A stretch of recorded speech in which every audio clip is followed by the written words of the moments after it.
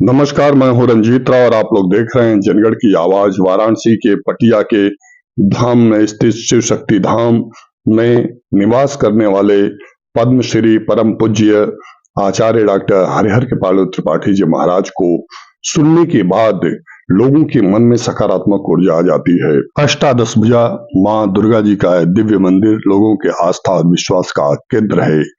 यहीं पे लोग आते हैं, माँ दुर्गा जी का दर्शन करते हैं, फिर इसी सफेद भवन में गुरु जी का दिव्य दर्शन प्राप्त करते हैं और गुरुदेव का मार्गदर्शन। आप लोगों को बता दूं कि जीवन में क्या घटित होने वाला है और जीवन में क्या घटित हुआ था, ये सारी बातें गुरु जी अपने आशीर्वचन में भक्तों को बता देते हैं और लोग कहते हैं कि गुरुदेव, मेरे मन में जो प्रश्न चल रहा था, जो संशय चल रहा था, आपने अपने आशीर्वचन से उसका समाधान कर दिया। आप लोगों को ये भी बताना चाहूंगा कि देश के कोने कोने से लोग गुरु जी के दर्शन के लिए आते हैं और उनका मार्गदर्शन प्राप्त करते हैं। अब आप लोग सुने कि उन्होंने संस्कार, संस्कृति और सनातन पे बहुत ही गंभीर बातें कही हैं। आप लोग वीडियो को अंत तक जरूर सुनिएगा। भगवान इस समय लोग अन्य जातियों में जाके शादी कर रहे हैं, अन्य धर्मों में शादी कर रहे हैं, सनातन को लेकर के वो लोग प्रभावित कर रहे हैं। लोग अपने माता पिता की उपेक्षा कर रहे हैं, उन्हें वृद्धाश्रम भेज रहे हैं, विदेशों में बस गए हैं। ऐसी प्रवृत्ति को कैसे रोका जाए और क्या इसमें होना चाहिए? हमारी भारतीय संस्कृति में एक तो संस्कृत शिक्षा, नैतिक शिक्षा, ये अनिवार्य होना चाहिए प्रारंभिक शिक्षा से, जिससे कि बालकों में यह बोध हो कि हमारे आचरण कैसे होने चाहिए। मातृदेवो भव, पितृदेवो भव, आचार्य देवो भव। हमारे पिता देवता के समान हैं, तो देवता को कोई ऐसे वृद्धाश्रम में नहीं फेंकेगा।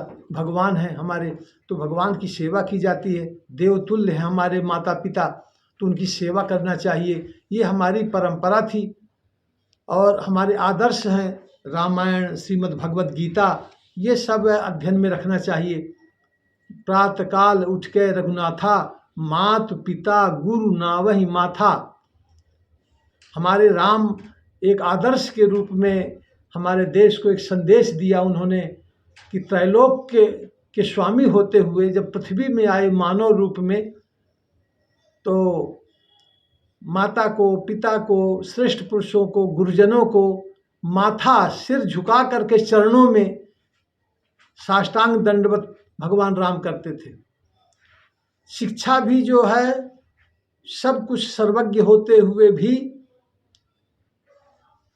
गुरु ग्रह गए पढ़न रघुराई, अल्पकाल विद्या सब पाई। तो गुरु के यहाँ जा कर के जब आप अध्ययन करते हैं तो आपको आपकी जीवन शैली, आपका आचरण, आपका संस्कार, आपके विचार पवित्र होते हैं। तो आज भारत सरकार ने अभी निर्णय किया है नई शिक्षा नीति में कि पाठ्यक्रम में ऐसे भी शामिल किए जाएं विषय जो हमारे भारतीयता को, वयम राष्ट्रे जागृयामः, राष्ट्र प्रेम को, सांस्कृतिक राष्ट्रवाद को बढ़ावा मिले। सांस्कृतिक राष्ट्रवाद जब प्रत्येक मानव के हृदय में जग जाएगा तो असांस्कृतिक कार्य होंगे ही नहीं। जब सांस्कृतिक राष्ट्रवाद जो है, ये बहुत महत्वपूर्ण विषय है। हमारी प्रत्येक मानव में इस प्रकार का सृजन होना चाहिए सांस्कृतिक राष्ट्रवाद का। सांस्कृतिक राष्ट्रवाद के अंतर्गत सब आ जाता है। जब सांस्कृतिक राष्ट्रवाद हमारा होगा, माने हमारा जो राष्ट्र है वह संस्कृति से युक्त है। अन्य देशों में, चाहे वो अमेरिका हो, चीन हो, वहाँ सभ्यता है। लोग बोलते हैं चीनी संस्कृति। संस्कृति का अर्थ होता है जो हमको अच्छी तरह से संस्कारित करे। तो जब हम संस्कारित ही नहीं है, हम शेक हैंड बोलते हैं, हाथ मिलाते हैं, तो संस्कृति वहाँ कहाँ रही? वो तो चीनी सभ्यता है। तो चीनी सभ्यता है, रूसी सभ्यता है, न कि रूसी संस्कृति।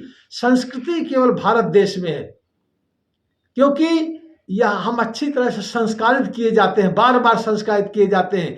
गर्भाधान से लेकर के और अंत्येष्टि तक हमको बार बार 16 संस्कारों से संस्कारित किया जाता है, बार बार। जैसे स्वर्णकार 1 किलो 2 किलो 5 किलो को सोने को जब संस्कारित करता है, तपाता है, गर्मी में तपाता है, उसको पीटता है, तब अलंकार बनता है, स्वर्ण आभूषण बनता है, कंगन बनता है, कुंडल बनता है, हार बनता है। पर जब तक उसको वह संस्कारित नहीं करेगा, तब तक वह 5 किलो का सोना कोई गले में नहीं पहनने वाला, न कोई हाथ में पहनने वाला।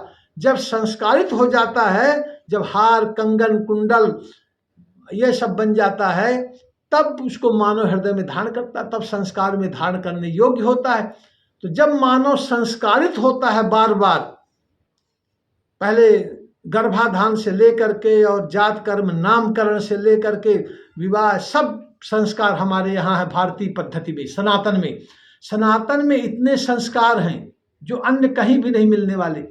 तो बार बार हम संस्कारित किए, जैसे भूले ना, यानी कि एक बार संस्कार हमारा हो गया बस हो गया, नहीं, बार बार संस्कार हमारे यहाँ होते हैं, जिससे कि हमारे में गंदगी न होने पावे, हमारे में पाश्चात्य पश्चिमी सभ्यता न हमारे यहाँ प्रवेश कर पावे।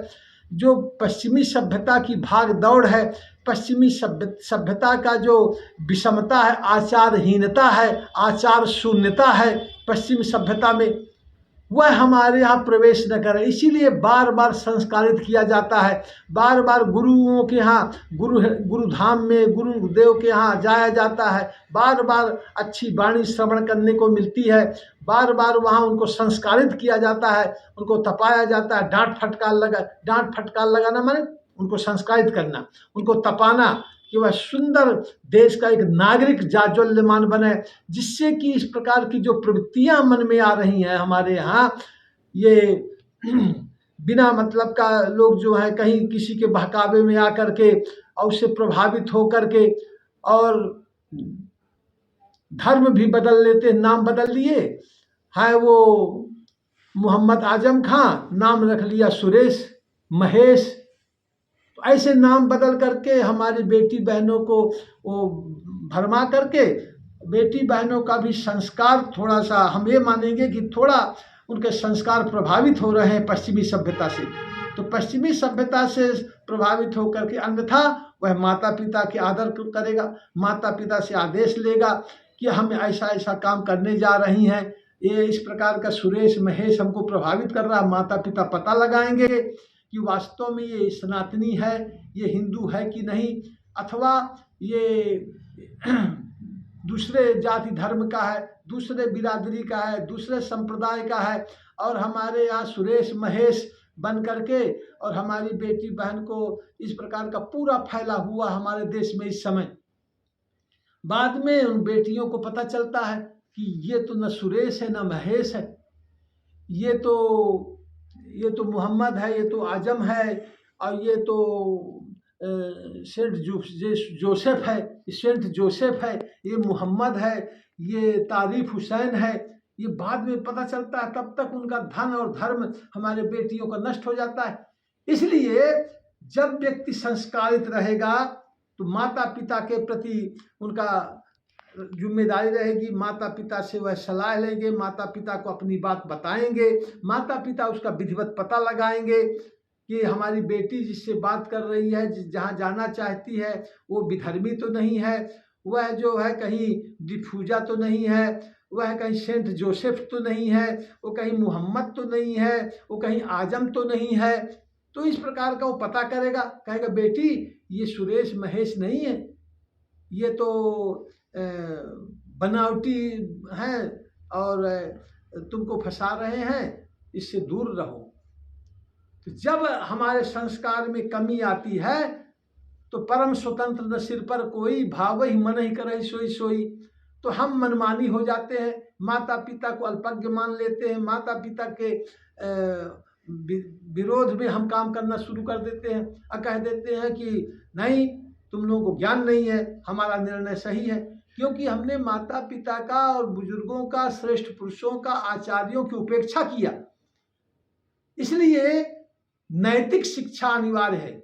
नैतिक शिक्षा जो है जब प्रारंभिक शिक्षा से आ जाएगी, कक्षा 1 से, प्राथमिक शिक्षा में नैतिक शिक्षा अनिवार्य कर दिया जाए, जिसमें लोगों को यह बोध हो कि हमको जीवन शैली कैसी अपनाना है, हमको माता पिता के प्रति आदर कैसे करना है, हमको अपना वैवाहिक जीवन कैसे व्यतीत करना है। और दूसरी बात, ये तो हमारा कार्य है। सरकार के कार्य में हर काम सरकार के जिम्मे नहीं किया जा सकता है। सरकार तो हर चीज सरकार नहीं ढो सकती है, और न हर गली गली, मोहल्ले मोहल्ले, गांव गांव, घर घर सरकार हम ध्यान दे सकती है। ये तो हमारा समाज का कर्तव्य है। हम समाज के निर्माता बने, हम संस्कारवान बने, तो ये अपने आप ये स्थितियां जो है सब ठीक हो जाएंगी अपने आप। यह जो है संस्कारहीनता के कारण ही जब विचार हमारे समुचित पैदा नहीं होते, क्योंकि हमारा संस्कृति नहीं है, हमारे संस्कार नहीं है। हम बार बार संस्कारित होने से बचते रहते हैं, दूर भागते हैं आश्रमों से, गुरुजनों से, श्रेष्ठ पुरुषों से, और अपने श्रेष्ठ जो हमारे घर के लोग हैं उनके पास बैठना, उनसे बातचीत करना, ये सब हमसे दूर होते जा रहे हैं। केवल डिग्री ले रहे हैं पढ़ लिख करके, और हम ऐसे हो रहे हैं, पर श्रेष्ठ पुरुषों को, बुजुर्गों से हम दूर हट रहे हैं। इसीलिए ये विसंगति हमारे यहाँ आ रही है। पहले प्राचीन देखा जाता था, प्राचीन समय में, कि जो भी हमारे यहाँ बालक होते थे वो दादाजी के पास बैठते थे, दादी के पास बैठते थे, सुंदर कथा कहानी सुनते थे, उनमें एक संस्कार का सृजन होता था। विद्यालयों में भी उनको गुरुजन लोग जो है एक संस्कार की शिक्षा देते थे, गुरुकुल पद्धति होती थी। तो गुरुकुल पद्धति में उनको जीवन शैली, उनको अपने परिवार में, समाज में कैसे रहना है, कैसे आप जो है सूर्य और चंद्रमा जैसे निखर करके आना है आपको समाज में से। तो सूर्य और चंद्रमा जैसे आपको निखर करके आना है तो संस्कार को अपनाना पड़ेगा, संस्कृति से विरुद्ध नहीं चलना पड़ेगा, समाज से विरुद्ध नहीं चलना पड़ेगा। यद्यद् आचरति श्रेष्ठा लोकस तदनुवर्तते, जो श्रेष्ठ पुरुष आचरण करते हैं उसका आगे आने वाली पीढ़ी अनुसरण और अनुगमन करती है। तो हम अपने श्रेष्ठ पुरुषों के आचरण को भूलते जा रहे हैं। हमारे दादा ने, हमारे पितामह ने, प्रपितामह ने हमारे किस परंपराओं को स्थापित किया, तो जब उन परंपराओं से हम अब विरुद्ध में चल रहे हैं, छोड़ते चले जा रहे हैं उन परंपराओं को, तो यह विसंगति आना ही आना है। क्योंकि हम जो है अब हठ धर्मिता में चल रहे हैं और उन मार्गों से विचलित हो रहे हैं। तो बार बार ये आना पड़ेगा कि समाज में हम अपनी परंपराओं से जुड़े रहें। हम चाहे मेडिकल की शिक्षा करें, इंजीनियर बने, आईएएस बने, वैज्ञानिक बने, किसी भी क्षेत्र में हम सर्वोच्च बने, हम खगोल वैज्ञानिक बने, हम भूगोल वैज्ञानिक बने, हम कुछ भी बने, परंतु हम जो है, जो हमारी मूल संस्कृति है उसको हम बिना छोड़े हम ये सब कुछ बनेंगे।